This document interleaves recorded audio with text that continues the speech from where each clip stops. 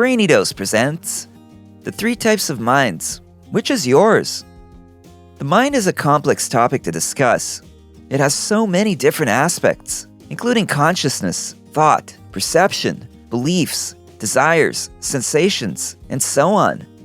Since all of these processes are intangible, it makes the mind that much more difficult to comprehend. However, we can see the output in these processes in ideas and actions. And these brain activities don't just happen at random. Rather, they follow patterns or blueprints that we acquire throughout our lives. This does not imply that the mind is immutable.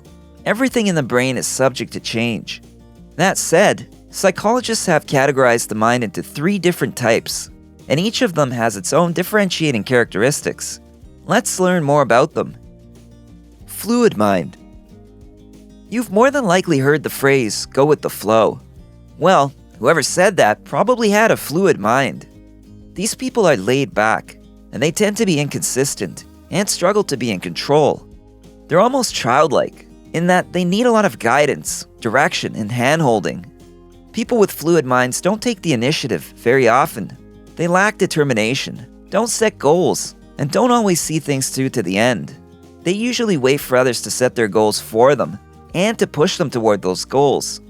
Their ways are likely rooted in the insecurity that they might fail, so instead, they delegate tasks to people they believe are capable of doing a better job.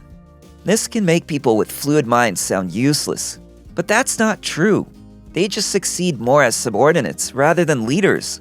And not everyone can be a leader, because then, who would follow?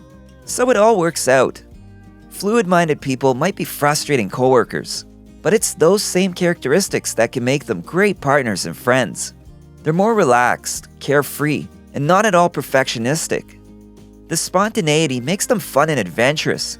Instead of controlling everything, they tend to take things one day at a time. Rigid mind. On the other end of the spectrum are people with rigid minds, often the result of rigid parenting. It's also a type of defense mechanism. These people are usually firm, deliberate, and have a strong need for control. In the workplace, they are great at jobs that require a lot of discipline and have many rules. This framework gives them a sense of control. Conversely, their rigidity can sometimes cause others to perceive them as superficial, because they never let their guard down to loosen up, or to stop and smell the roses. Everything must be done in an orderly fashion, and they are strict about following rules. They have control issues and feel incredibly uncomfortable when they're not holding the reins, which can cause them tremendous inner turmoil. The rigid-minded are rarely creative and have a tough time getting out of their comfort zone. This can make them seem boring, but sometimes people just need a little push to get out there and try something new. Flexible mind. If we're thinking about mind types based on the concept of control, fluid-minded people are on the one side, actively avoiding control.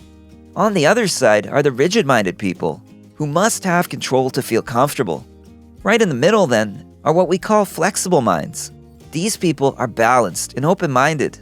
Like fluid-minded people, they are adaptable and easygoing, but they differ in that they don't just accept whatever's thrown at them. If you think of fluid-minded people as passive, rigid-minded people as aggressive, then flexible-minded people would be in between as assertive. They are definitely not doormats. These individuals are creative and smart. They have their own opinions and are open-minded enough to listen to what others have to say, but they are not easily swayed. Instead, they analyze things and weigh their decisions carefully. They are not mindless followers. Additionally, people with flexible minds have a way of putting others at ease. They are easy to talk to, and they aren't judgmental or condescending. Even if they disagree with you, they won't put you down, as they're always open to fresh ideas and different perspectives. This makes flexible-minded people friendly, humble, and uncomplicated. The type of people that are easy to get along with and are comfortable to be around. It's important to note that most people don't fall strictly into one of these types of minds. We all have a little of each, but the features of one of the 3 usually dominate. Now, it may sound like we should all strive to be flexible-minded, and that may be true. The important part is that you take a look at who you really are and why you are that way. Challenge yourself to be better, not to fit within a label. If you're too fluid or too rigid, you may miss out on some great experiences and opportunities. Balance and self-improvement is what it's all about. What do you think? Which type of mind do you have? Let us know in the comments below. If you enjoyed this video, give it a thumbs up and share it with your friends so we can keep making them. For more videos like this, hit the subscribe button and remember to click on the notification bell. Also, be sure to check out our other videos as well. Thanks for watching.